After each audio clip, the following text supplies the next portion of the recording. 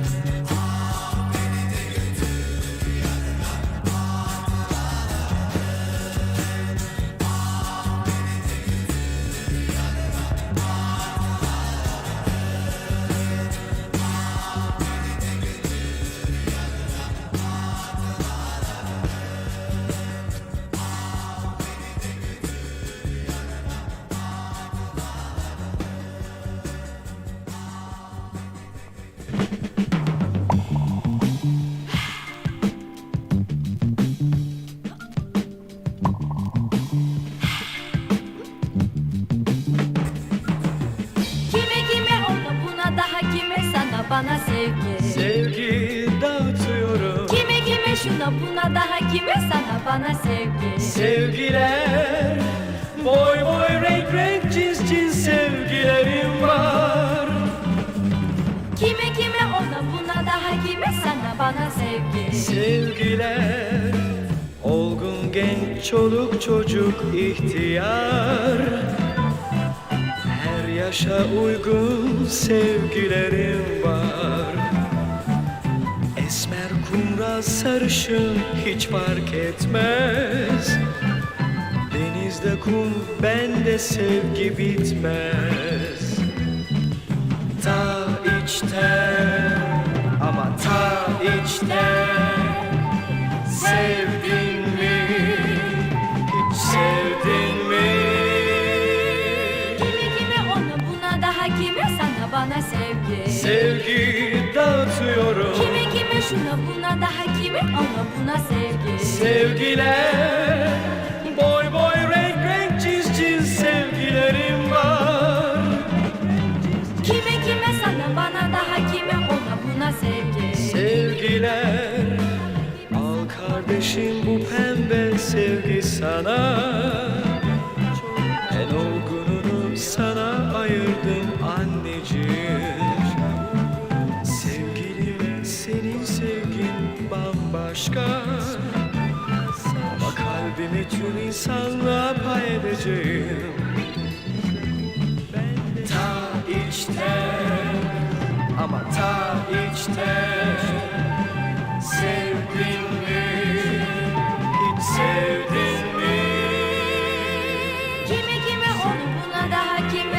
bana sevgi. Sevgi dağıtıyorum. Kime kime şuna buna daha kime sana bana sevgi. Sevgiler boy boy renk renk çiz çiz sevgilerim var. Kime kime ona buna daha kime sana bana sevgi. Sevgiler Kime kime ona buna daha kime sana bana sevgi. sevgi dağıtıyorum. Kime kime şuna buna daha kime ona buna sevgi. Sevgiler boy boy renk renk çiz çiz sevgilerim var. Kime kime ona buna daha kime.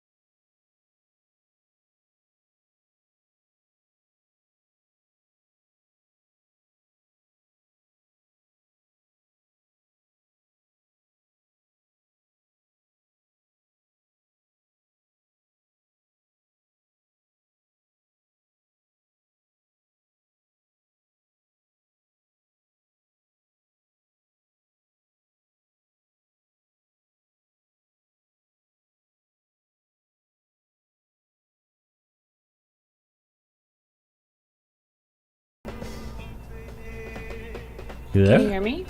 Hell yeah. What's up? What to do? Oh my god. I just had a really rough fucking week, man. I swear I just cried to this stupid ass Disney movie. A very bad week too. Yeah. What's going on for you? It's just a bad week. I cry all the time. So I cried like twice. I cried twice this week. I never cry. I don't know what it is. So when I got into like my late 20s, I think I don't know. I can never like pinpoint it. I don't know if it's like when I was on birth control or like stopped taking it, because that shit like fucks with your hormones. But I think like after my father passed away, like everything that just even pissed me off, I just cry at now. And I was really pissed off this week a lot of the time. And honestly, Tuesday, it just like really hit the fan. And it was one of those days where... Dude, same Tuesday. It was Tuesday. Yeah, it was fucking Tuesday. I fucking just... Is that when it was for you too? Yeah, I was like... It's a shit day. I was just like, fuck it. Fuck all this. Fuck all my responsibilities. I don't want it anymore. I don't want it anymore. This is fucked. Like, yeah, I felt like not that way, actually. I felt like I was doing well. It's just everyone else was irritating me and not kind of being at the same level. Yeah. And no matter how hard I tried to make everything move forward and progress, I kept getting stalled at like the exact same places. And then, honestly, I woke up to an email on Tuesday morning that basically just didn't, like, everything that I had been working towards was kind of shot to shit. And it just felt like I was then the one that was being berated for it. And I took it too personally, but I was angry over it as well. And when I get angry, I cry. So I don't, like... You know what's funny? As usually when I get sad or I get depressed or, you know, I just get angry. So you have the opposite where you get, like... You cry when you're angry. I just think it's like I'm a highly emotional person. I know I'm very emotional, but the emotions just get the better of me. And instead of, you know, screaming and shouting, it comes out in just tears. Yeah. And I've always kind of thought because this has happened to me when I've been in my office, where I've gotten so upset and frustrated that I've just started to kind of just like tears just start coming. And I just want to cry. And, you know, in an open office, it's not the place because, you know, what's wrong? Are you okay? What's going on? And that just makes me more angry. And so I was finally able to, like, That's be terrible. at home and yell at, you know, and just cry and, like, not have to worry about somebody coming up to me and asking me if I was fine. I just the emotions were high at that moment. Hey, are you okay? I'm much better now. I'm just fucking with you from what you was. Well, it's hard, you know, like I have a hard time with my emotions. And again, it's a later in life kind of thing that's happened to me. So it's really taken me by surprise. Every time it happens, it still takes me by surprise. I get upset with myself for letting that happen. And, you know, it happens at really weird, even when I'm proud of somebody, like I start to cry. I mean, it's like, there's so many times it just, and by cry, sometimes I just mean tear up, but you can, I don't hide it very well. My eyes get red, my face gets red. It just does not, I'm not a silent or quiet crier, I guess. You can immediately tell that something is wrong. And that I hate. Well, you know, I mean, at least you get to do that. I mean, crying is kind of an outlet, you know? And yeah, but it seems like a weakness sometimes that I think comes off like that. Nah, I don't think Leave so. you alone with Luff for 5 minutes, and you're already talking about crying. You're already talking about crying like a little bitch. I thought you were busy tonight. Shit. Yeah, we're getting a late start on dinner, so I figured I'd jump in for a few minutes. I can't. I was just explaining how I was crying to a fucking Disney movie today.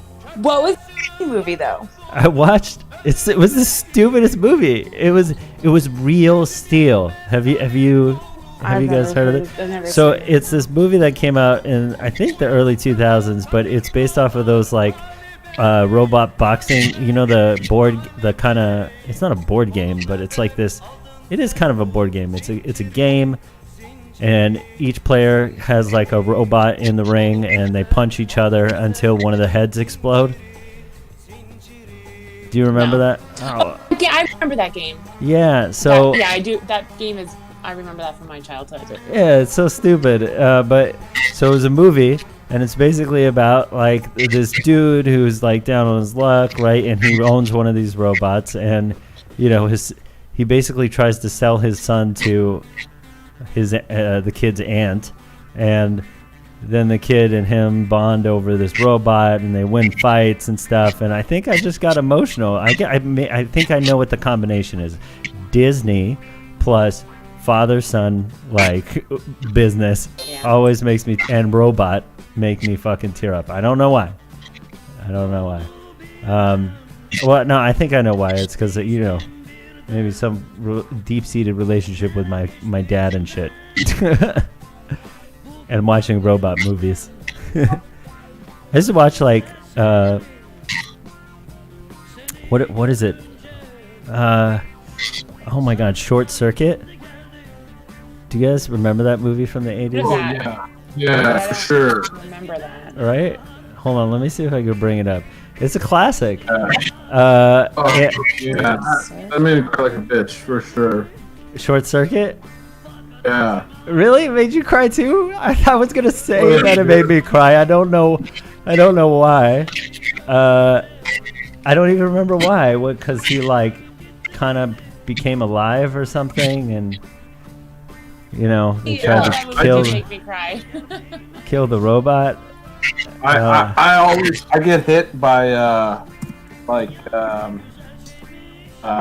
is it, like oddball, like the odd guy out, the odd person out, the person that's a little weird and different. Yeah. And then everyone attacks him. And that's basically what it was. It was he's a robot. No one wanted to accept him because he was a robot. But like any kind of movie that falls into that genre. Yeah.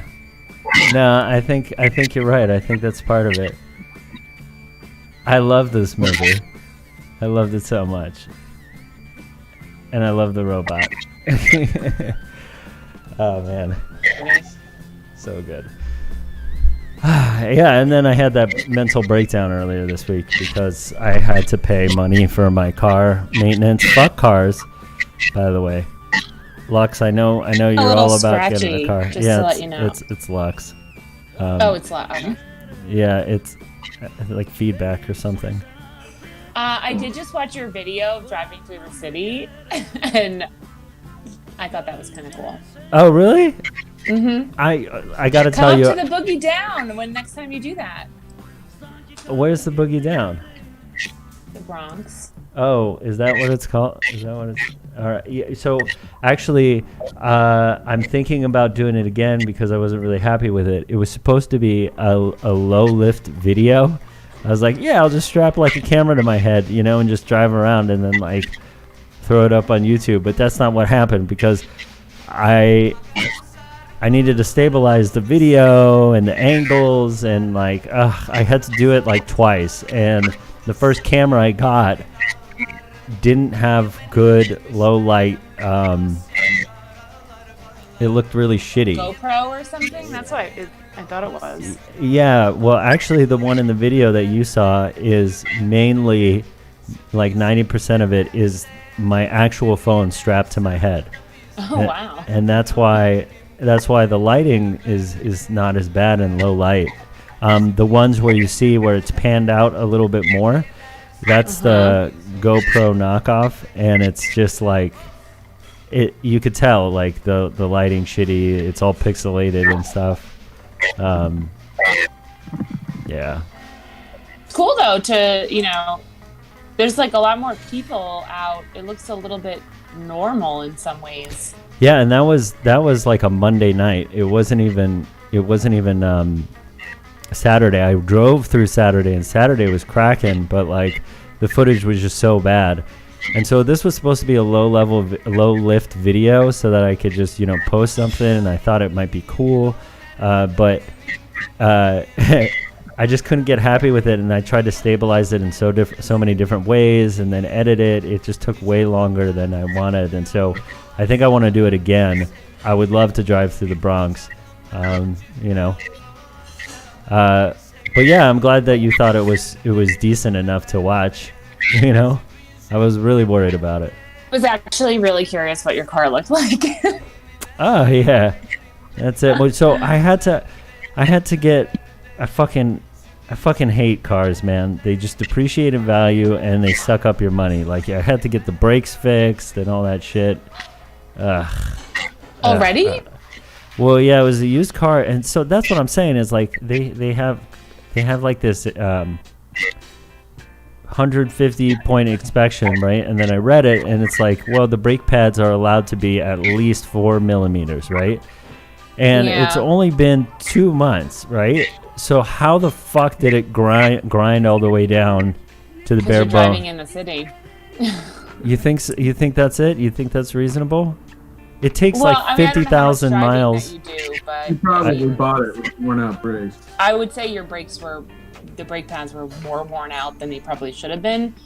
But you don't realize how much braking you do in the city. Yeah. I think you're just consistently kind of, your foot is really on the brake almost. Yeah.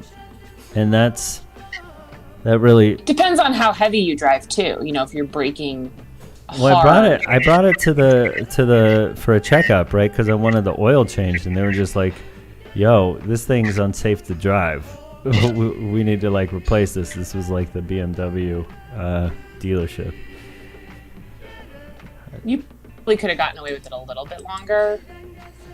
Yeah, I was supposed to get my brakes done like 6 months ago.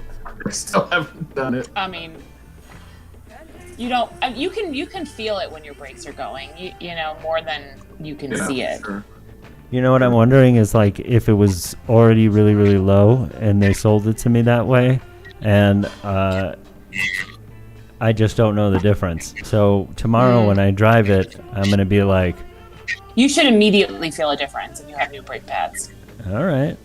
My proudest moment was when my friends taught me how to change my brake pads, and I did it all by myself before a road trip, which I really? was a little nervous. Yeah. Shit. That's a big piece of maintenance. Yeah, that's not a small thing. I don't Well, know how to It's do it's that. actually really. I mean, I did it on a Honda Civic, so it was really easy to do. I wouldn't try it on another car, and I honestly don't think I try it again now. It's been years. I but need I the really did rotors learn changed how- too. How you know, it really doesn't take.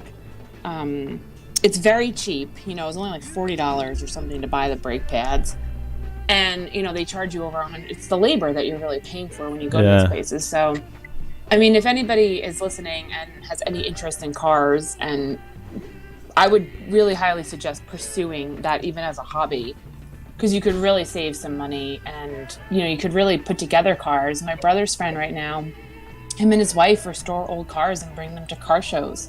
They buy like Porsches and really not like, you know, I mean, they're not in horrible condition when they get them, but they've rebuilt engines and they put a lot of time into these cars, and now they have beautiful old 60s, 70s cars that are you know, You know, really the nice. 60s and 70s was a great time for self-service. So like if you, so I didn't spend much time in college, but one of the times that I spent in college was rebuilding engines, Ford and Chevy engines, and they're pretty straightforward, right? And then you look at like all these variations of different cars, and they're all kind of different, especially the European cars, and and then you start getting into the weeds.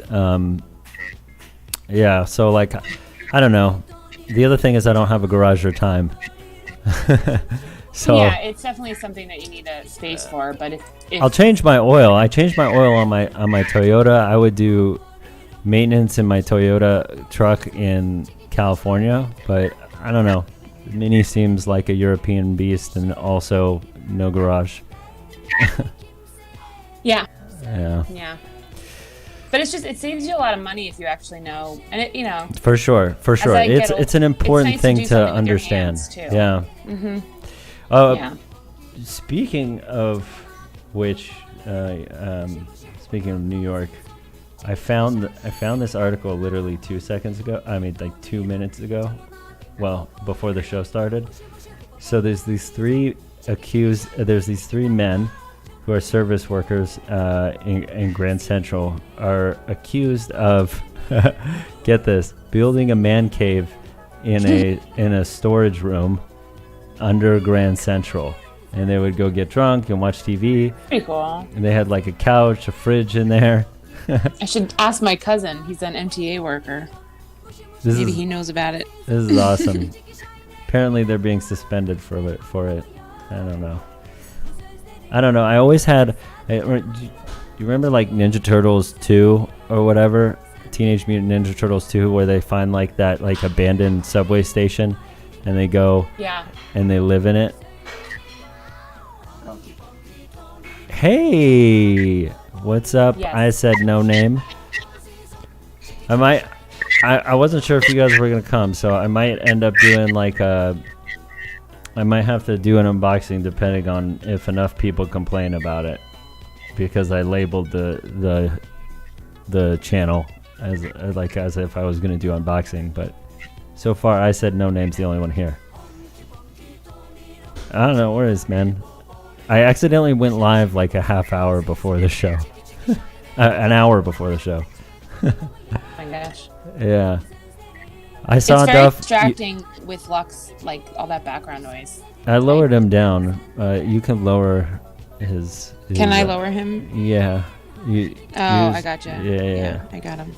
All right. What? You better not fucking lower me. It's really difficult with all the noise in the background. Like even the smallest thing is distracting. Okay. I think you have some articles here, Duff, and we rarely pull up any of your articles either because you don't have them in there or I overlook them for whatever reason. So I'm just going to pick them all. What is this?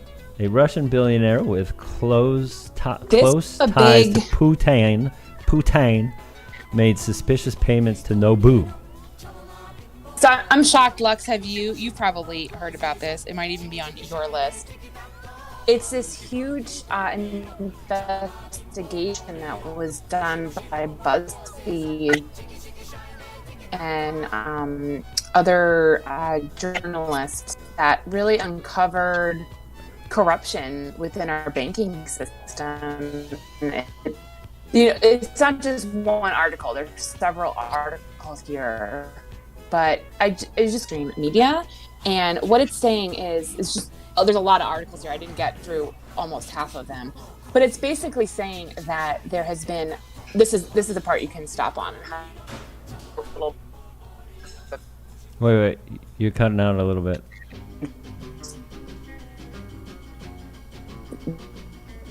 Oh, now I can't hear you at all. And they were able to start me. You can't hear me? Now I can hear you, but I couldn't earlier. You were going in and out. They basically it looked into global financial institutions and found that there is so much corruption happening, and if in the U.S. and I'm not going to explain this completely correct because I haven't done a ton of research on it, but the banks have been overlooking illegal activity when there's a high profit for them. So like if they Credit know Suisse? of insider trading, or if they know of, not racketeering, money laundering, or any of that, they tend to overlook it, even though they're supposed to report it.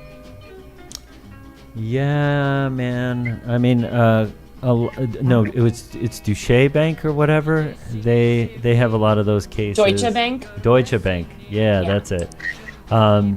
They had a lot of those cases. There's another bank that has a lot of those cases. I mean, it's not unusual to me, right? Like that they just kind of overlook it. It's messed up, man. But it's messed up because it's a double standard. If that makes sense. Like it's not like I could care less about money laundering, to be quite honest, but like this is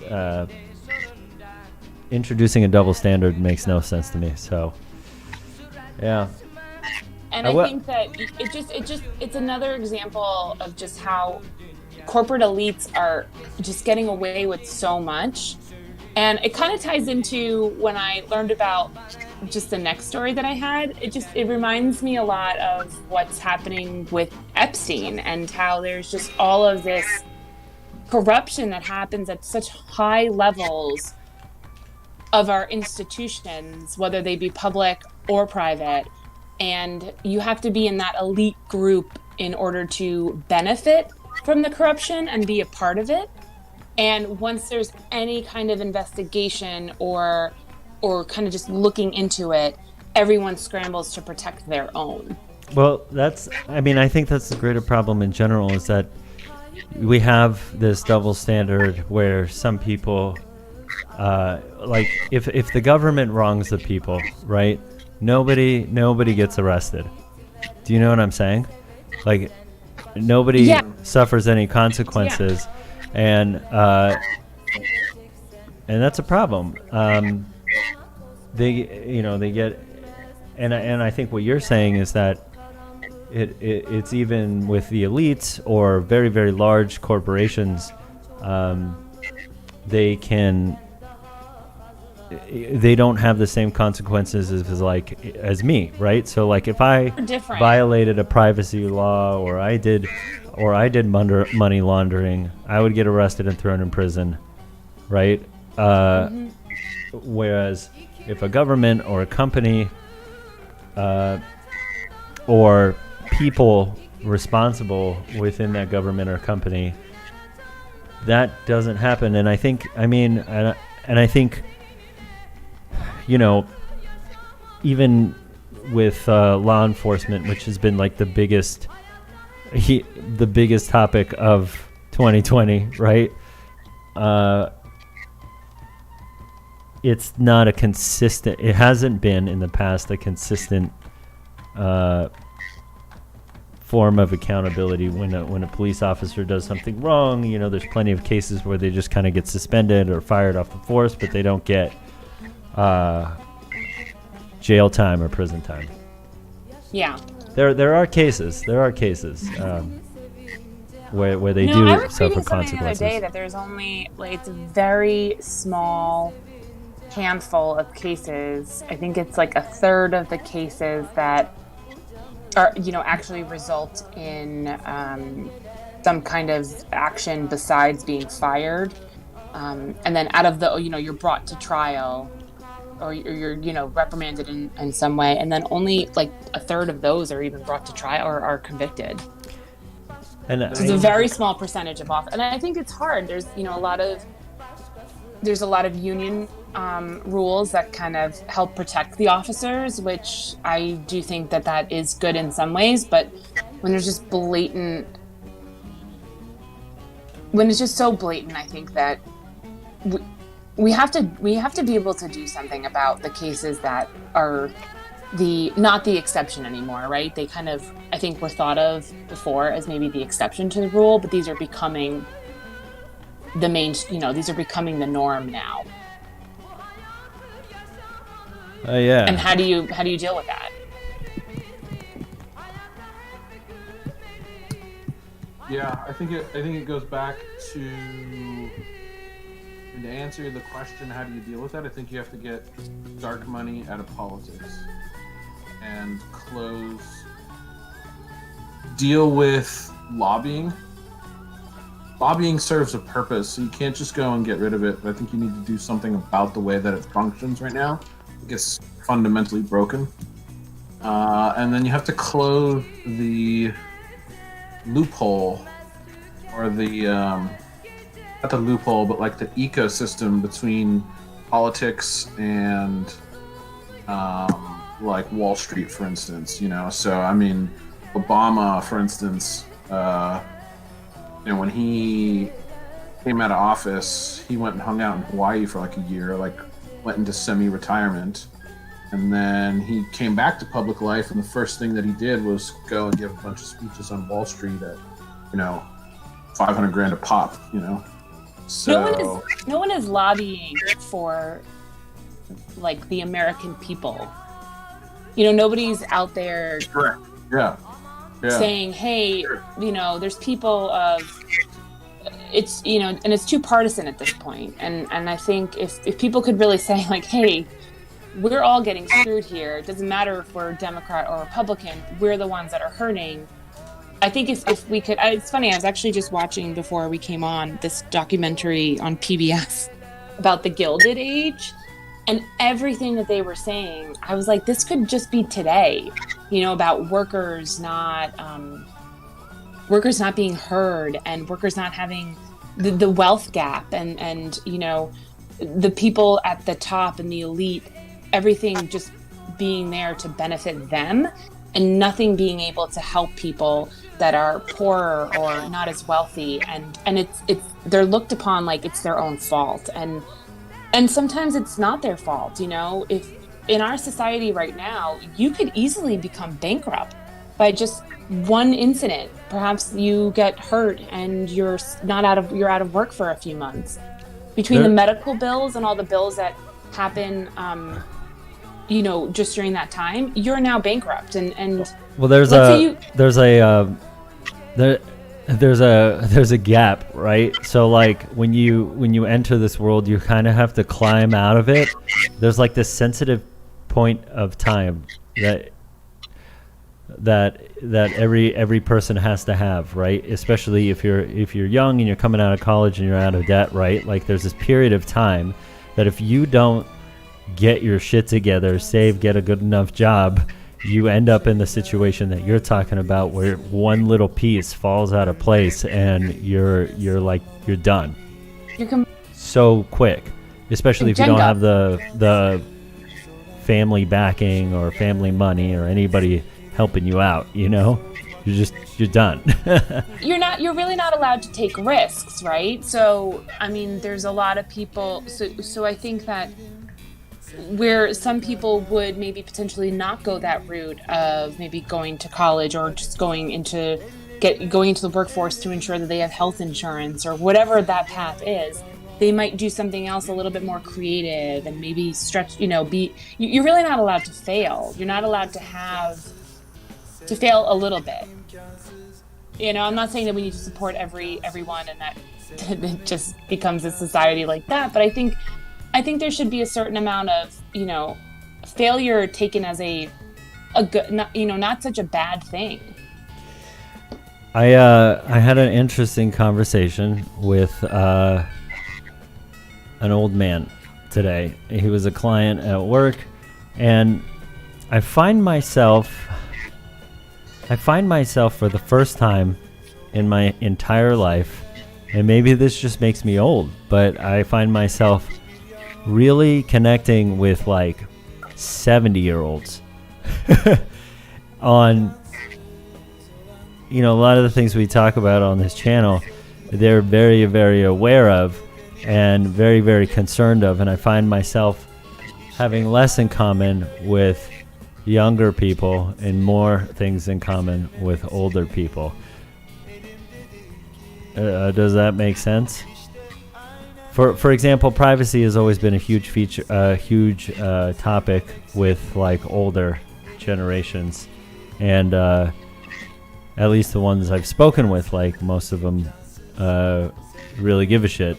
And they're very aware of like the lack of any kind of party system that's kind of disappeared. It was actually something that was brought up today on the call. And of course we ended on a spiritual note where they said like basically none of this shit is within our span of control. It doesn't matter who's in office. Everything will play out because of the universe, higher powers, or God. But, I don't know. You do have to kind of think that way as well, though, because I mean, how much of it can we solve, right? There has to be. You do have to kind of let things play out. What is it? I think it was Lux that told me that too. I mean, we had a conversation not too long ago where, it really bothers me what's happening right now. That there's just no, and I wonder that too. I'm like, is it really just that there's no common sense with these people that are in these offices, and that greed has become the number one priority? And I look at it that way, that they're these officials that we put into office and that they then put into positions that we have no control over. It's all about greed. He did make another point. The person I was talking with, he said, now imagine, everybody has skeletons, right? It doesn't matter who you are, right? But as soon as you are put into those positions, everything you do, say, and do gets blasted out to everybody, and it's put under a microscope, and it's put under for scrutiny. So you get you don't get leaders in those positions. You get people who try to conform to whatever they need to keep their position.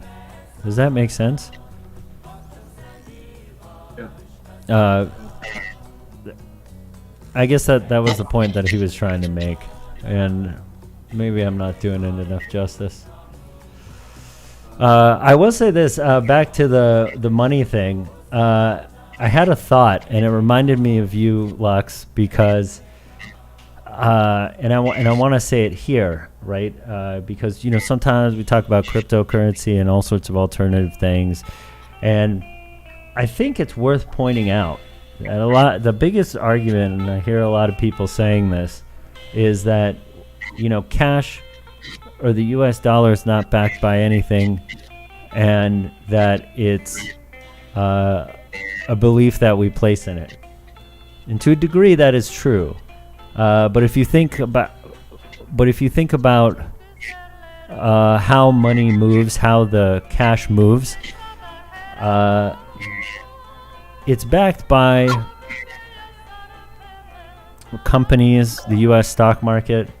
So, like, when companies need money, they go to the banks. When the banks need money, they go to the Fed, right? And so that injection of money is where all that comes back, and then that money is paid back with interest. And so that mechanism in itself kind of gives it value. If the companies don't produce, the US dollar has no value, right?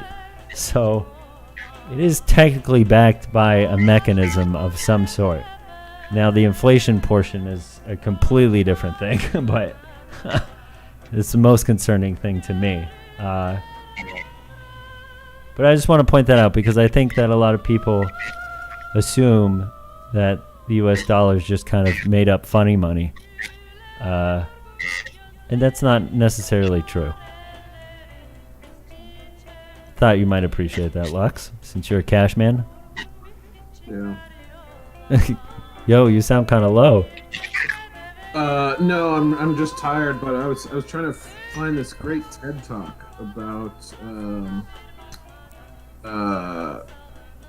money and politics. Anyways, I can't find it. Sorry, I'm distracted. Man, it's all right. It's all good. It's all good. Of you are you of me though? I feel like this is like a good moment for you. You're probably like, this bitch has been listening to me.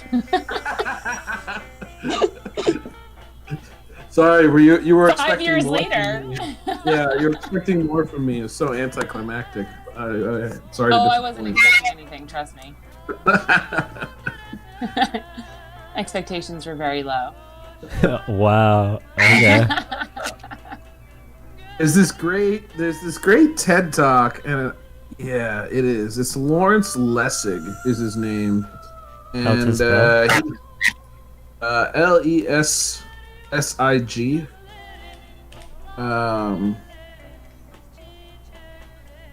That's what it is. I found it. Okay, Lesterland. He has this concept where he says the USA is a Lesterland. And that's actually the name of a book that he wrote. Basically, he said that the entire political system and the ruling class has been co-opted to serve a very small group of people, maybe, 100,000 people or something, which is essentially the number of people in the U.S. who have the name Lester. Like that's it's just a weird observation that he uses as like a metaphor to demonstrate how broken the system is. And he really does a great job in the Rogan podcast, which is where I discovered him, breaking down solutions. And that's kind of where I was talking about money and politics. That's really what it comes down to, is there's no such thing as the Democratic Party or the Republican Party anymore. There's no party of the working class or party of the people. No one gives a shit about anyone but their donors. So it's essentially become, Wall Street and big tech and Hollywood versus the oil companies, the coal companies, and like healthcare companies. I think that was Yang's. I think that was Yang's argument, is that like we need to move away from the funding mechanism for all this stuff. Solutions posed either, right? There's a lot of oh, it's not like, pushing it off on the next person or blaming another party. There's no consensus to come to actually find real solutions to some of these problems. Well, I think unfortunately, I think we are seeing some of that. They're just not getting. I think Yang had a point on that specifically. No matter what you might think of him, I kind of feel like he's playing the game. I mean, he picked up that spot on CNN, and he's leaning into that, which is keeping him in the limelight, which is better than fading away into obscurity.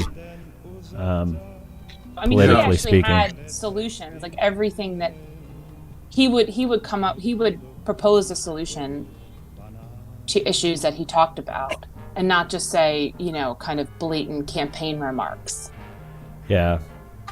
Exactly. Well, I mean, so there's this YouTube video that I kind of obsessed over about, and this probably takes it to extremes, but it's like I think it's like the truth of your enslavement or whatever, and it refers to like each country being a farm.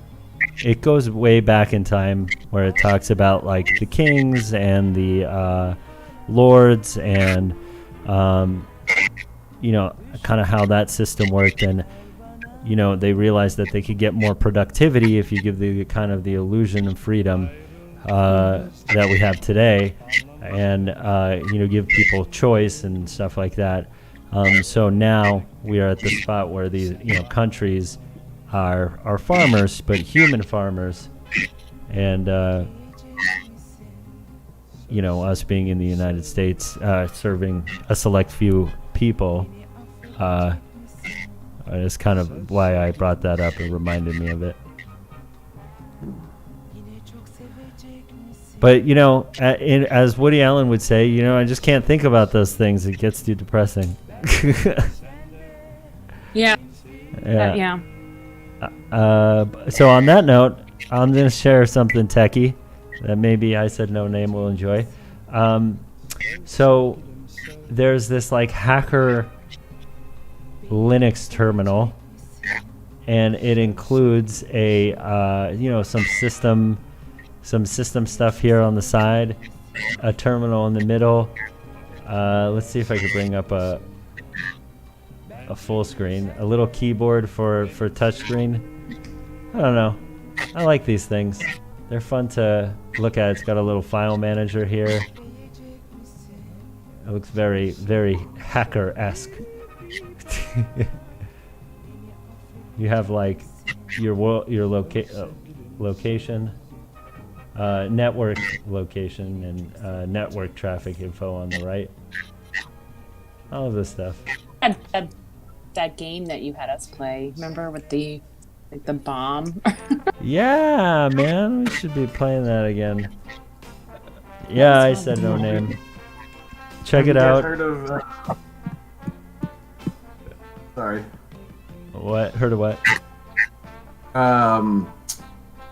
Among Us. Why do I know this?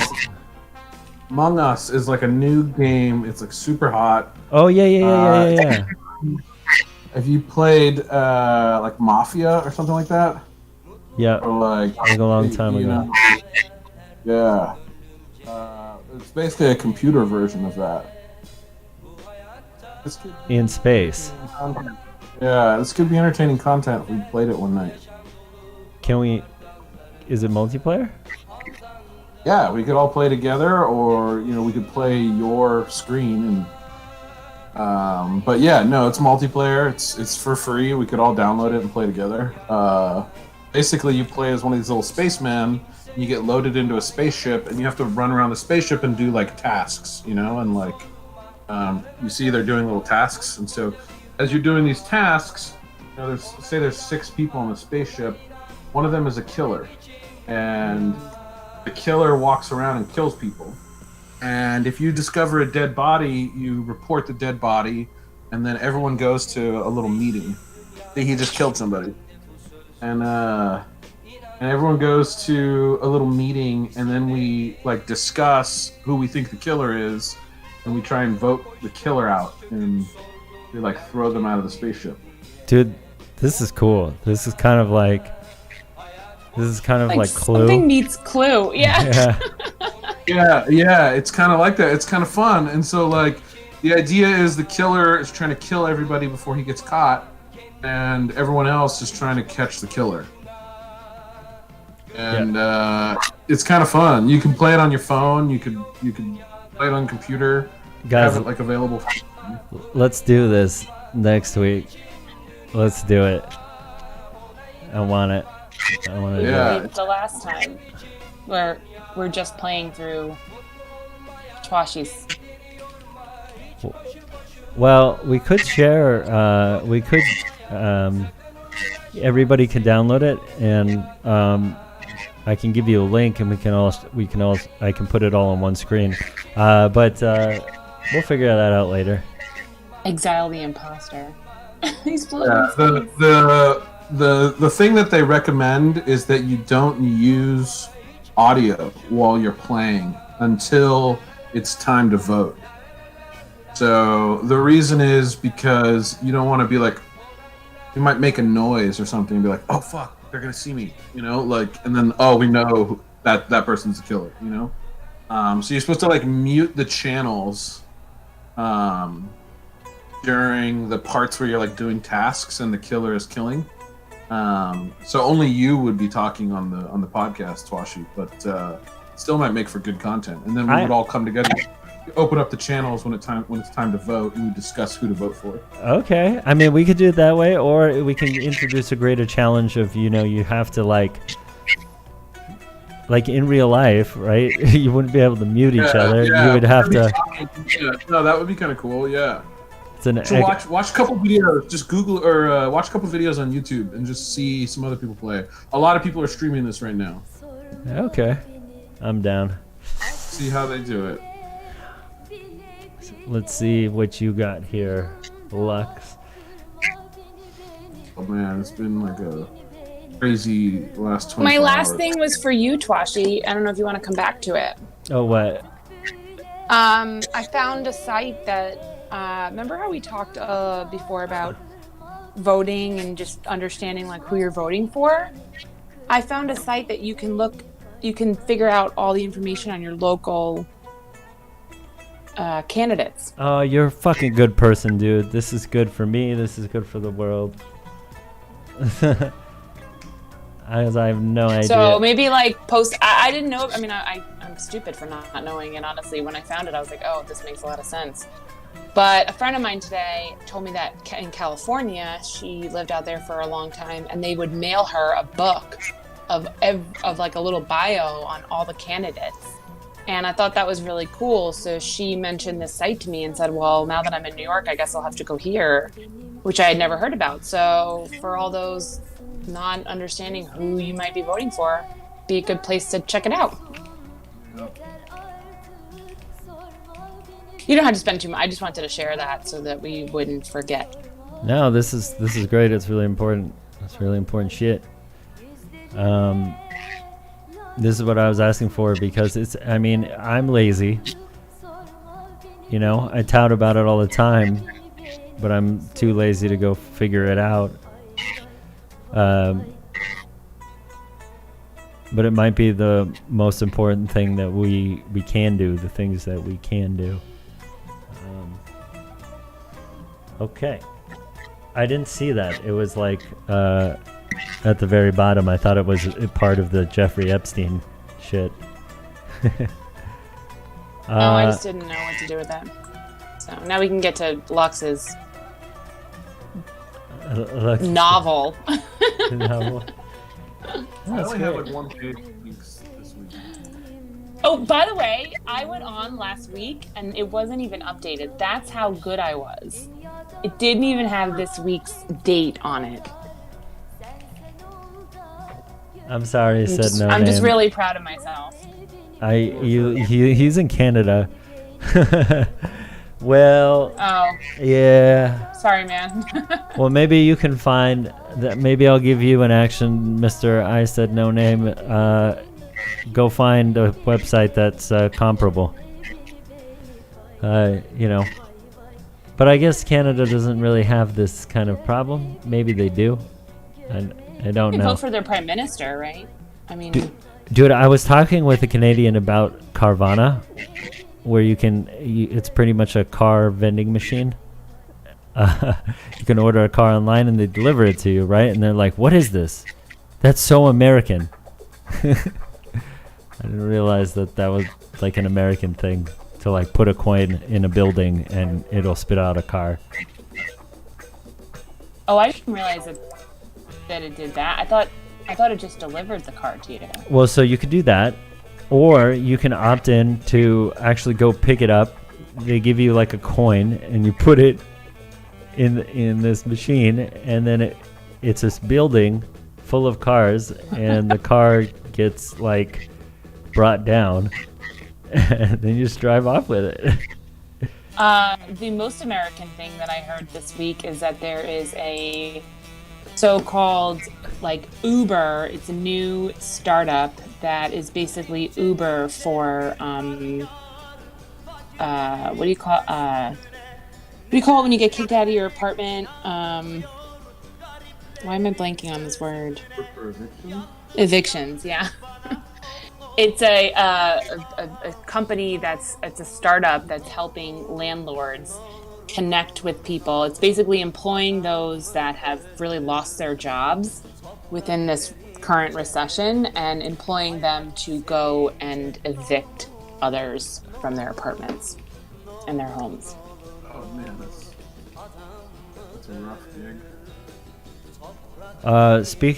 Speaking of like evictions, so I live right below the top penthouse of my building, and the dude had like this massive party a couple weekends ago. Nobody could get any rest.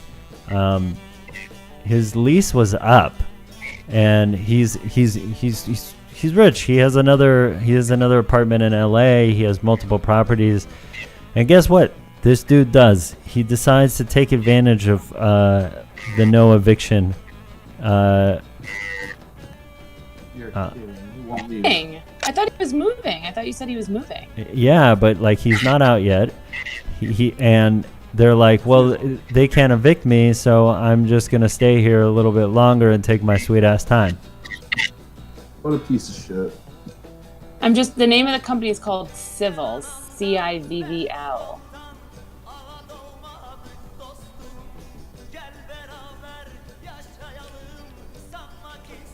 That's really shit, though. So he threw this party and then didn't get evicted, didn't leave, and now he's still your neighbor. Well, I think he finally left, but he also trashed the place because I've been looking at moving up there, and I think he trashed the place, and so they're desperately trying to like fix it. So he threw a fat ass party, didn't leave when he was supposed to, took advantage of the eviction. What's the fucking word I'm looking for? The Bam. what? Eviction more. Whatever, Oh, never the leeway that's out right now, like the Eviction moratorium. That's what I just said. Well, yeah, and then left the place trashed. Damn. That shit. There's a website. Let me see.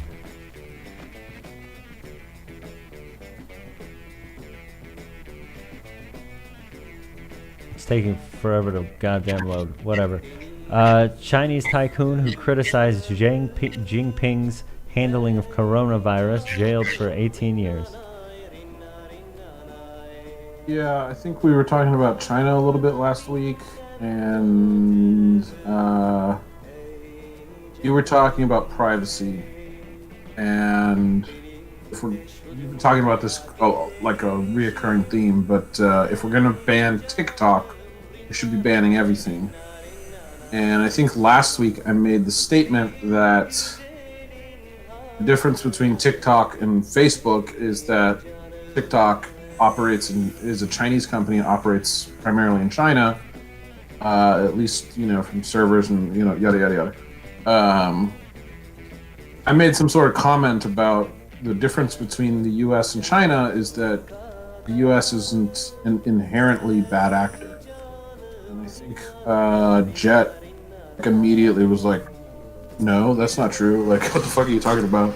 And I thought about it some more, and I think he's right. Can't really make that statement about the U.S. The U.S. is a bad actor for sure. But, I mean, I think just in general, like, no country should be, or private organization should be using your data in that way, in my opinion. I've come around on that a little bit more, but what I wanted to highlight here was that the difference between the U.S. and China is that the U.S. can't really get away with doing this kind of stuff.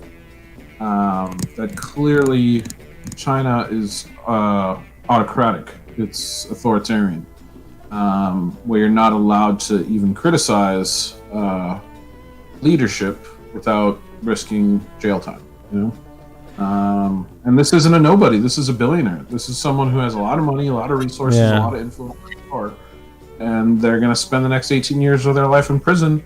And when they get out of prison, I think he'll be something like in his 70s or 80s. He'll be about ready to die. So, I mean, there's no doubt. If he gets out of prison. There's no doubt that, like, you know, from the videos that we saw last week, you know, the bended, twisted rules that they have, the authoritarian rule that they have over there.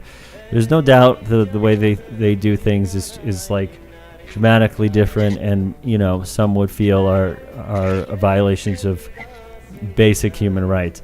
But I think that it's possible that America might be headed towards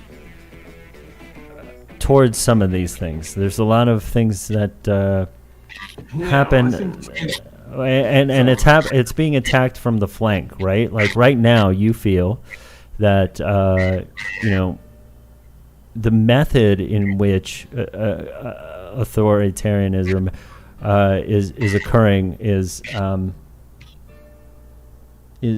could be influenced by propaganda, whereas like I am afraid to say certain things in front of certain people, which is far more powerful if you think about it than just throwing people in jail. Yeah, I think you're right. I think that's definitely true. I think I'm coming around a bit on the whole privacy. What is this tappity thing? Tappity. Oh, sorry. I'm tapping on my computer. Yeah, I'm coming around a bit on the privacy stuff. And I mean, I think the reality is the U.S. is doing this kind of stuff, and they have been for decades. So, I mean, the reality is that our government is a bad actor. They tend to be a little bit more tactful and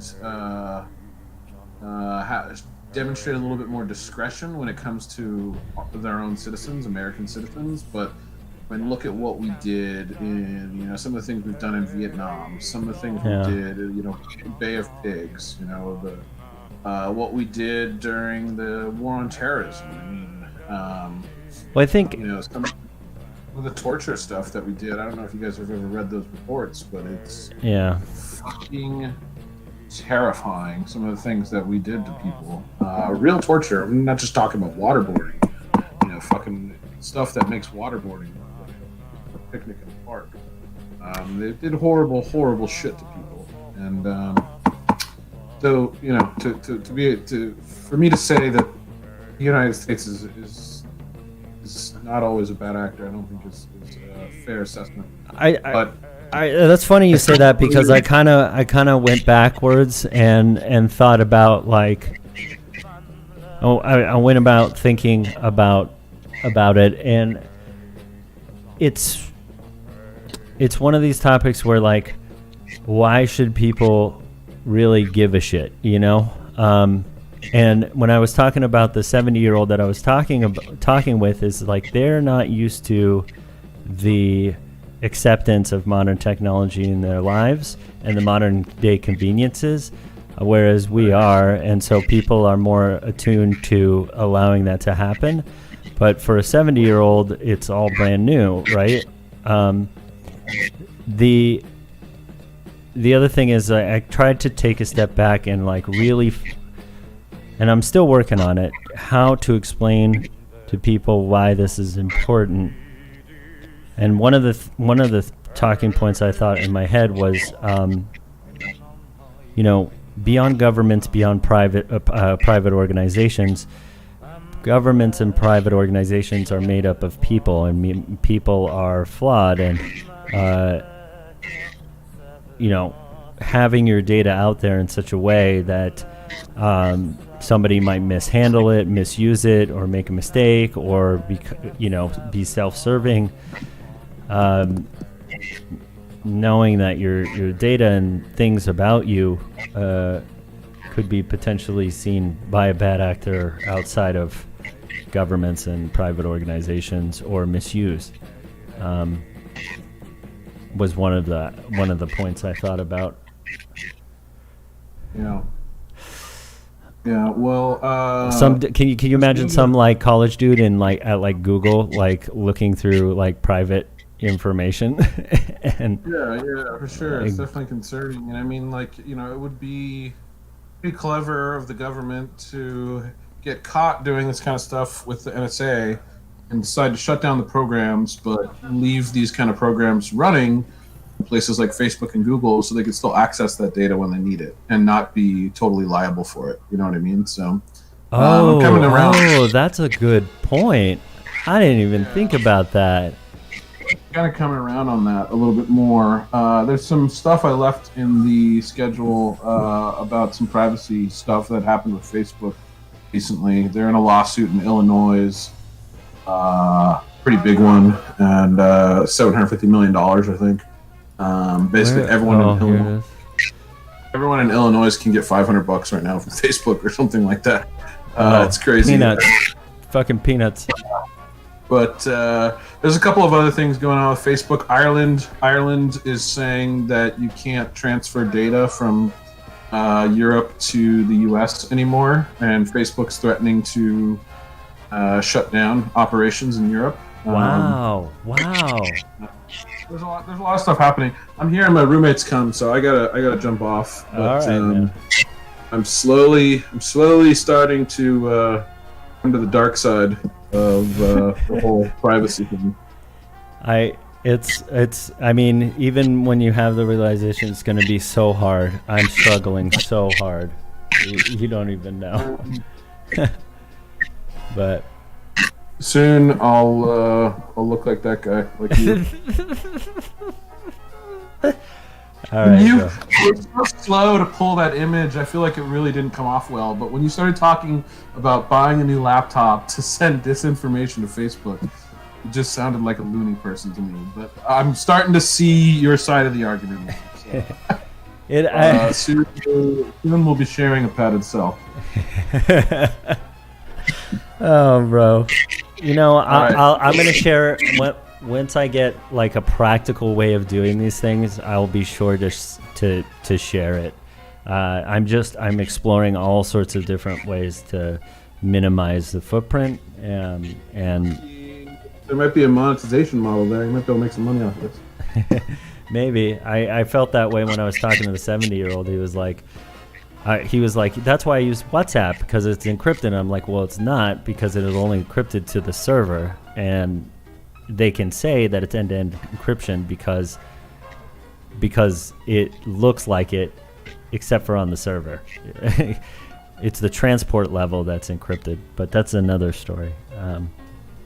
Anyways, this was fun. I gotta go. You guys have a good night. Enjoy the rest of the podcast. We'll see you next week. Okay. Bye, man. Bye. Do you want unwrapping? You know what? Not enough people are here, but I mean, you think I should? I don't know. I mean, if you wanted to do it, it's up to you. I gotta we could also, up. it is like 10:30. I don't know if you. I gotta set up the camera and all this crap. I don't know.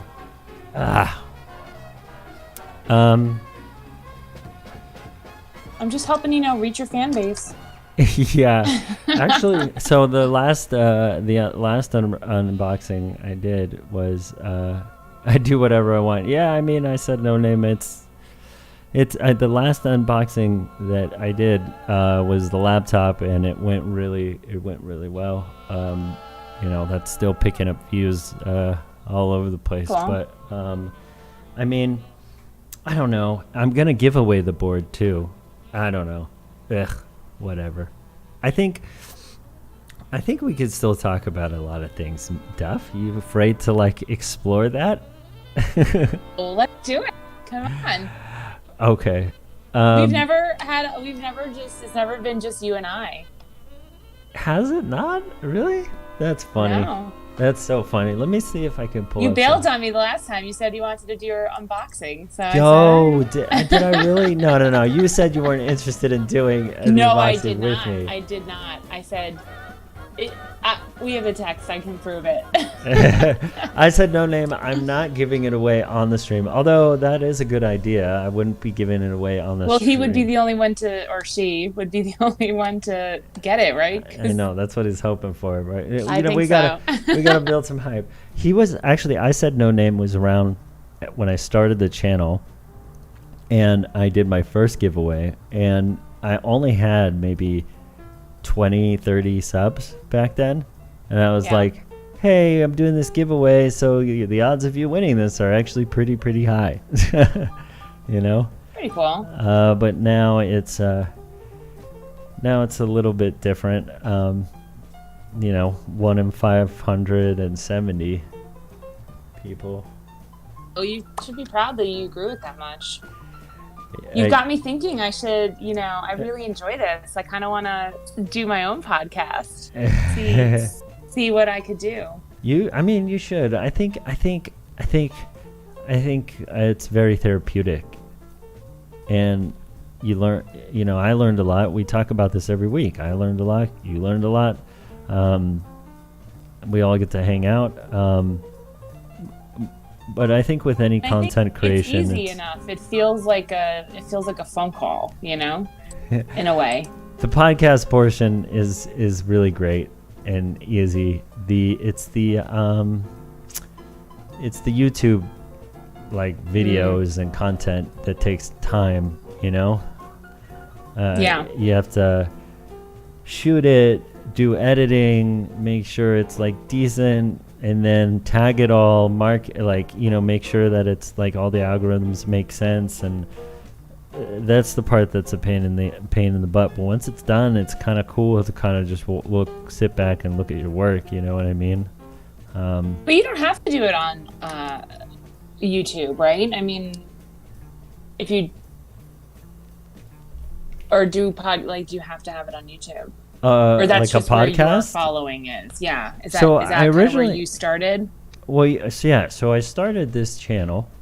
In the last video that I released, I started this channel because, I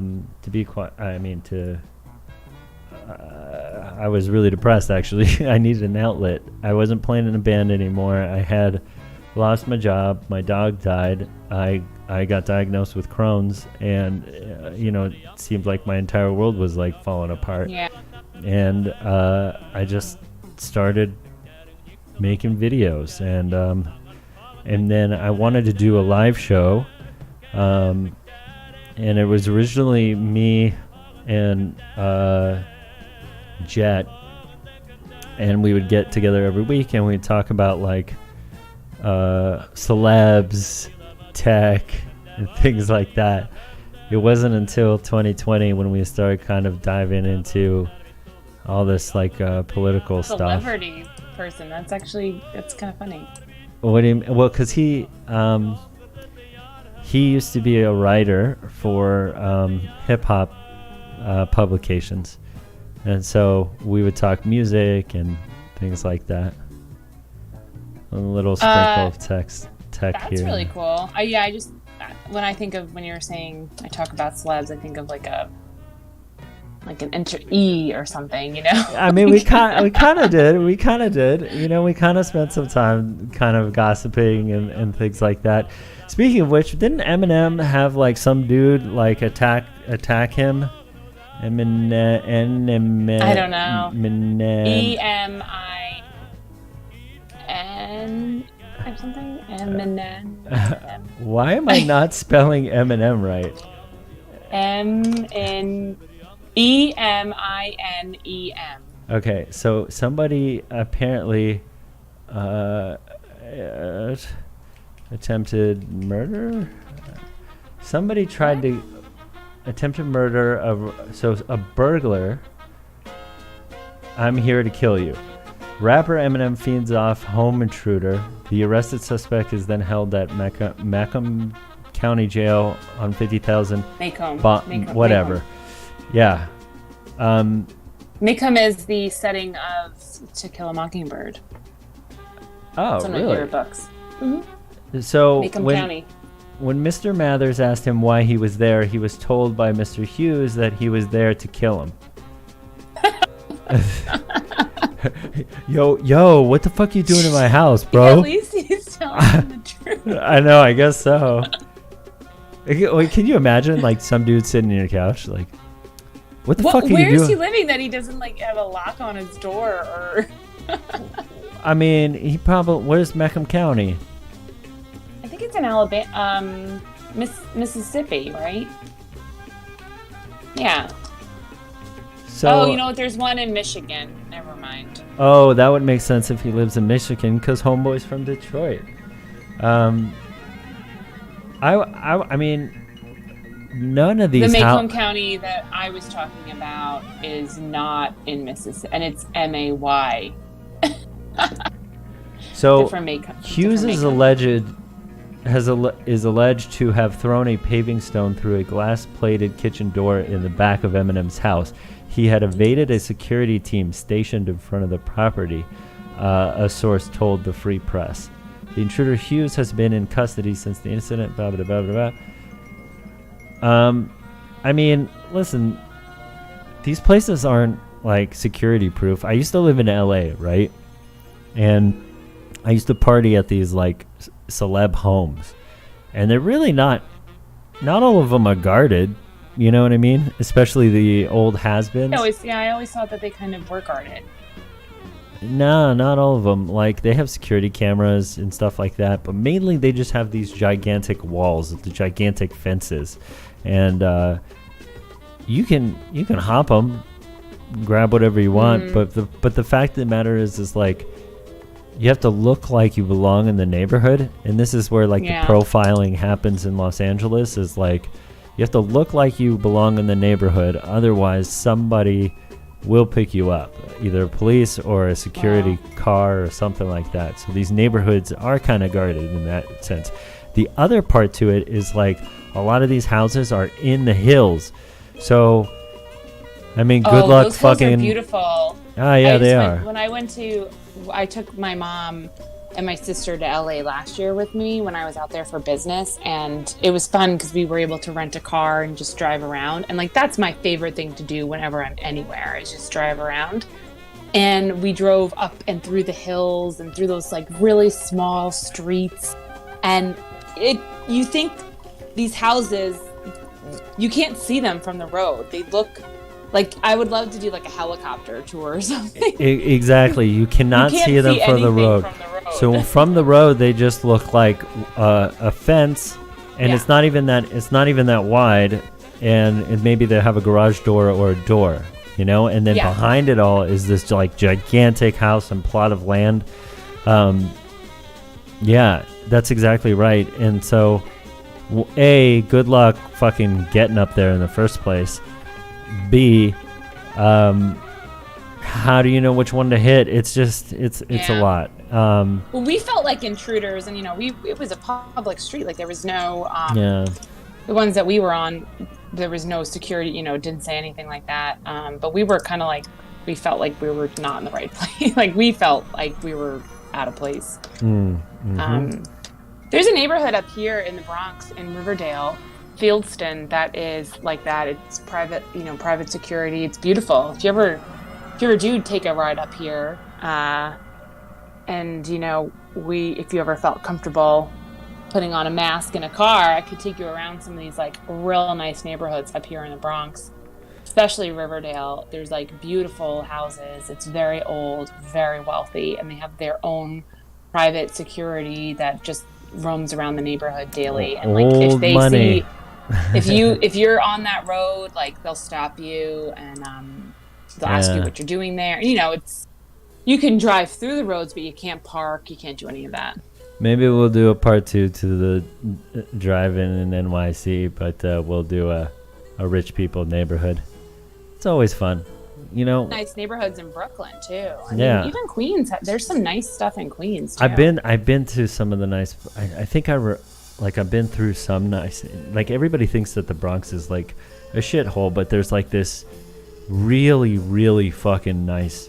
I don't think it's the same neighborhood that we're talking about, but that you're talking about. But there's like layers to the niceness, and like it's nice up there, man. It's really peaceful. I mean, Riverdale, you don't feel like you're even like you feel more like in Westchester. But the problem when people think of the Bronx, they think of Hunts Point and Yankee Stadium.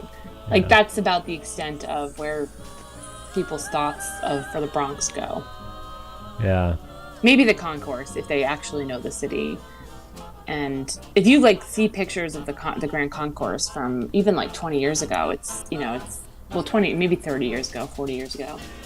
You know, when my parents first came to this country in the 70s, they would always tell us, and they would drive us around to the places that they used to hang out and that they used to go to. And there was plenty of places on the Grand Concourse and plenty of places in neighborhoods that have really gone downhill. And it's a real shame when you see a neighborhood really go downhill like that. And it's just the people, there's no community. Right? You know what? I see it a lot in the city. There's just no community, and you don't feel connected, and you don't want to make sure that the garbage is picked up off your streets, and you hold your neighbors accountable to that same standard. You know, it's I'll get back to garbage on the street, but when I drive past Queens, what is that center with the giant globe and the alien spaceships from Men in Black?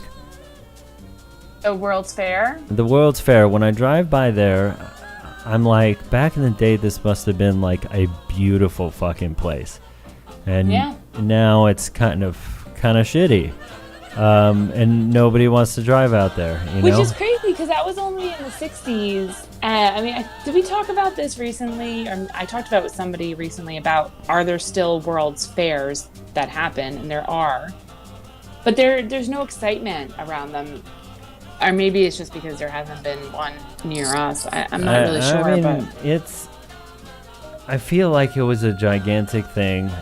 And it was great, and it was a share of technology and culture, and it's just it's a real shame. I read a really great book, The World's Fair in 92 was held in Chicago, and it was also the year that there was a serial killer on the loose. So this book, it's called The Devil in the White City. It's excellent. It's like every other chapter goes between the planning for the World's Fair that the city of Chicago really was extremely difficult for the city to overcome some of the challenges to have, all these people in that area. And then the next chapter would go about this man who was a serial killer who just happened to own property, a hotel in the middle of the activity of the World's Fair, and was able to really get away with murdering people, and nobody realized it. Shit, that's terrifying. I mean, it's like it was a really good. I can't think of the name of it, but it's based on it's nonfiction. You gotta wonder how many uber rich people are actually serial killers.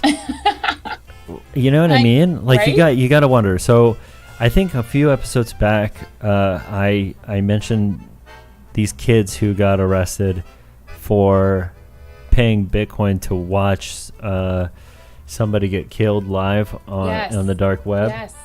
And like, if you can imagine this happening, there's no way I can't, given the odds of rich people and how many rich people there are, and there's got to be one that just like buys bodies to chop off their limbs or murder them over time. There's got to be a couple. Modern day as well. Like you got to think about what possibly was going on before the dark web, and it's definitely a sick. That's really disgusting. That's really sick.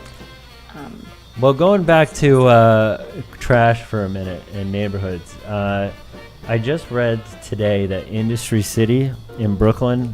Have you heard of that? They pulled out of this huge real estate project to revamp this area. So they started Industry City, and I think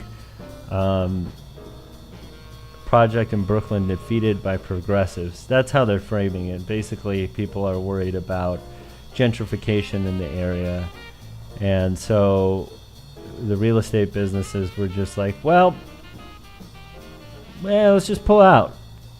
Now they started to build, and they're leaving these buildings that will have no tenants now. Is that what is happening? No, they built Industry City, and then there was other projects to come, right? But then people started complaining about it, and I guess COVID hit, and they're like, it's going to take a while for this place to recover anyways, and people are causing a whole bunch of hoopla over it, let's just pull out, right, of all the contracts. And so, this is my problem. Long Island City had Amazon here, right? They were looking at a potential place for this area, right? Mm-hmm. And I understand this idea of gentrification. I'm part of the problem out here in Long Island City of the gentrification problem, right? However, I will say that everybody stands to benefit much, much more if you have businesses and revenue coming in. Does that make sense?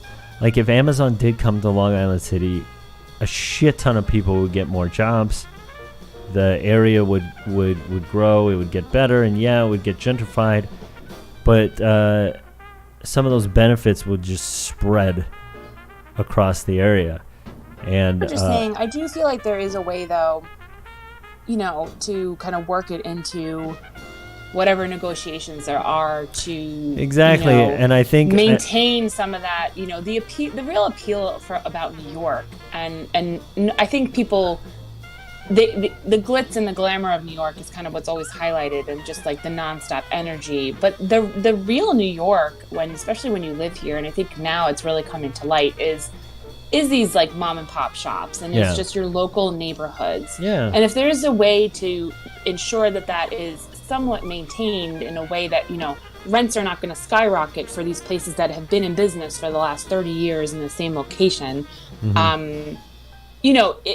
I think there's that's why Chinatown in Manhattan has done really well, because it's the same people have lived there. They're probably paying $200 of rent because they moved here way, way, way back in the day, Right, but I think that there's, I think you have to. It's a balance, because you do want to make sure that, there is kind of new places that come in, but you also you want to maintain, and I think you don't want to let that just wash away, right? The city is constantly changing, so it does need to change. Yeah. It's a part of the growth of it and the progression of it, but at the end of the day, you need to maintain some of that history, Yeah, I agree. And I think what happened with Industry City is that you just had a bunch of people who just didn't want it at all, who probably weren't willing to negotiate on any level. And I think I think a similar thing happened at Amazon. You had a group of people who were willing to negotiate something, and then you had a group of people who just didn't want it at all. And but the group of people that didn't want it, for some reason, they're the outspoken ones, and they're the ones that really, I think, the media focuses on, and that is a big problem with our world today. Is what stories get picked up by the media and how we're being influenced and how to think. I mean, that's like a huge thing. Yeah. Yeah. Well, I mean, if you look at there's a lack of the in between. You know, people don't like to focus on the in between. They focus on the extremes. Yeah, it's either all or nothing, right? Right. Yeah. And then the what happened with Amazon is like, well, now great, you know, you got what you wanted, but you know that you don't have you know, a lot of businesses are slow to grow in this area, like mom and pop shops and things like that, because something like that Amazon building, which would have housed a shit ton of jobs, is not here yet. You know what I mean? Yeah. So, I mean, yeah. No, I agree with you. I think it would have been great. I think it would have been a good thing for our city if we had done it the right way. Yeah. I mean, but yeah, and especially right now with COVID, Amazon. I mean, that's the only thing that's really. Well, yeah, and they're doing really well right now. The greatest mom and pop restaurants that we had in Long Island City are now shutting down. Like there's this place I used to go to brunch, you know, every weekend for like bomb ass pancakes and stuff, and it was like this little place is gone. I've been really lucky. The places in my neighborhood, we haven't seen too many closures, but most of my places in my neighborhood are bars, and they do pretty well. And they're probably really, really old. Like the places here, you know, I think a lot of mom and pops opened business because they saw this place starting to grow. But, you know, like any growing place, like the Empire State Building stayed empty during the Great Depression for like the longest time. You know, it was erected, but they couldn't fill it up because the Great Depression hit. And a similar thing is happening here, you know, and you can't really predict those things. So like the new businesses that came in here have to be able to kind of weather the storm, and I think that's what a lot of the businesses in your area have. They've gotten long impressed roots though there. with the way that New York has really you know, shown that there's a lot of creation in what is going on. Fuck yeah. In the video, I think that's in the pretty drive-through cool. video, they had I drove through an area where there was outdoor seating, and This one you picture know, part of where they're in like little bubbles. They're like in little tents. Yeah. Part of the reason I wanted to do that video was because I hear all the time people saying, oh, you know, New York's fucked. You know, like everybody's leaving, nobody's going out. And that's just not true, right? Like you look at the video, there's just shit ton of people still out and about. The city is still alive. It's just not true. That are saying that are the people that are, you know, really, they only like New York on the surface level. They're not the ones that understand the communities that make up New York. Yeah. I think people forget that too. Yeah. I mean, there's a lot more, you know, working class people that live in the city than there are millionaires and billionaires. Yeah. They live in shoeboxes, but you know, they didn't move to New York, or they've lived there their whole life, so they're adjusted to it. I think if you're coming from, you know, anywhere else in the U.S. where you can buy a home with 5 bedrooms and like 8 bathrooms, and you come to New York, you're not going to be happy. Well, you know, I tell you, when I first moved here, I didn't get a parking spot, I didn't get a pool, and I didn't get a washer dryer inside the apartment, right? There wasn't even Cool. one. inside the Oh building. yeah, you have a pool. I forgot you had a pool. No. I'm saying when I first moved here. So if you in California, the shittiest of shit apartments have at least a parking spot, and you can find shit apartments with pools, and you can find shit apartments with laundry in the building, right? These are I'm saying these are shit apartments, okay? They're really shit apartments. And in New York, in a standard regular apartment, You're lucky if you're getting a kitchen. That's what I'm saying. You can't even get laundry in the building. You can't get a parking spot, and you can't get a pool. You know what I'm saying? So I do. So I came here and I was like, what do you I got to take my laundry to the laundromat down this way. And I developed a huge respect for like New Yorkers. They're hard, you walk down the street and you see people carrying their grocery bags from the grocery store. So much stuff that you carry. Yeah, you see people carrying their laundry, and you see, I used to help when the subways were still open. I used to help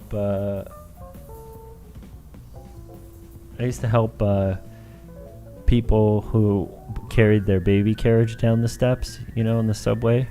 You have to. I think New York mothers, they'll be having like one kid on their hip and they'll be carrying the baby carriage in the other. It's amazing. But that's what I'm saying. Like, you don't do that anywhere else, right? In California, you get a car. In the middle of the United States, whatever states those are, I don't know. I don't know what is in between New York and California. There's nothing, literally. But they have cars. And, it's just people who end up staying here and living here. I develop a huge respect for them. They really have it. Oh, and then as we were talking last week about digging out my car during the winter, absurd. Oh, yeah. Absurd. Yeah. Oh yeah. Yeah, man. I don't know. I'm looking for this quote. I follow this guy on Instagram. He's really great. I don't know if he started before the pandemic or what. But you know what? I don't think he actually. I think it was on his story and said, it's about New Yorkers being rude. But where is the quote? Oh, you want to know something? I came to a conclusion with New Yorkers being rude, and I realized when I first moved here, it's not that New Yorkers are rude. It's just I like the quote. Yeah, go ahead. What's your opinion of it? And I'll read you what he says. I thought it embodied it a lot. Okay. I mean, I just think it's not that they're rude. It's just people who don't live in New York don't know the unwritten laws, right? So you're kind of not. You're in. These people are in. The way. Foreign land. Yeah, they're in the way, so to speak, right? So one of the things is if you are walking in New York and you need to stop, you don't stop in the middle of the sidewalk. You pull off to the side as if you're in a car, and people who are not from here don't understand that, and so they're just people are trying to go to and from work, and they're just trying to get from point A to point B, but people not from here just don't understand that, right? So they take it as rude when in fact they're kind of not doing the win in Rome thing, Yeah. So that's what he says. He says, in your own words, what are they? There's a common misconception that New Yorkers are rude. In your own words, what are we really? And he said, I think we're hustlers. We're always on our grind. We move fast. We don't really have patience for people who try to get in the way of that. And I thought that was a really great. It's exactly what you just said. It's just get out of the way. What are you doing? And I think it's that attitude as well. That's kind of the New York accent as well, because the accent has changed so much in the last, 10 years. there's just there's such a diversity of people that live here, and it depends on what area you're in. You can find a different New York accent. And like Jet has one. Yeah, he's got a Staten one. Island accent. He's got a Back. Brooklyn accent. Like, Back. yeah, he really has one. I mean, I've never been able to. You have a little bit. You have a little bit. I hear it. I hear it. But you got to do the win in Rome thing. It's like visiting a different country, right? But it's less about I think it's more about the tone. It's more like. Yeah. I think New Yorkers are really, really nice. Like, if you ask for directions in New York, people were willing to give it to you. The problem is people associate New Yorkers with just people in Times Square, and more often than not, that's actually probably not a New Yorker. So, and if it is, I think it's fair, because I used to work through Times Square, and I had to, I would avoid it like the plague, but like if I had to go through there, I was fucking cranky as fuck, because I just need to get where I'm going. We don't have cars. I just need to get there, you know? Yeah, exactly. And I don't want to deal with all this bullshit. But yeah, like... And people, you walk so much. People don't realize it. So if you are trying to get somewhere, and you're not going to take a car, you're not going to take the subway, if it's like 6 or 7 blocks, like that, it's still a walk though. People people are coming to visit New York where they drive trucks on very, very wide streets, and nobody walks the streets, and they come here and expect that walking on the sidewalk is going to be the same as walking on the sidewalk where they live, and it's so Their unreasonable. sidewalks are bigger, and there's just so many less people on it. Yeah, it's such an unreason, and when you think about it that way, it's such an unreasonable thing it's such an unreasonable thing to think that a New Yorker is being rude in that context. When I remember when my friend came and visited me, and he was just so unaware of his surroundings, and he did things like stop in the middle of the sidewalk. Right? He did things like, the rotating doors. It's supposed to be one person at a time when you have 2 people in there. So he got into a rotating door with another person. That's just weird. And well, you got to understand, again, like in other places in Connecticut, you come across a rotating door, it can fit like 4 or 3 people. It's like the rotating doors in the airport, I don't know. I don't even get into the airport doors with somebody, like, unless I know them. That's weird. I'm sorry. That's weird. Well, you're also from New York, right? So I guess so. And maybe not very many places have rotating doors outside of New York. And then there's the, what do you do when the doors open on the subway and people are trying to get out, right? I hate that. And New Yorkers do that too, though. People on the platform, they just stand right in front of the door, and it's like, well, dude, like, you want me to get out of here so you can get in, or what? What do you want me to do? I mean, but I actually think that's not just. I think that's New Yorkers as well. Like, they just stand there. Come on. Yeah. It's a little ridiculous. I gotta say, my pet peeve is when you walk like 4 or 5 in a row across the sidewalk.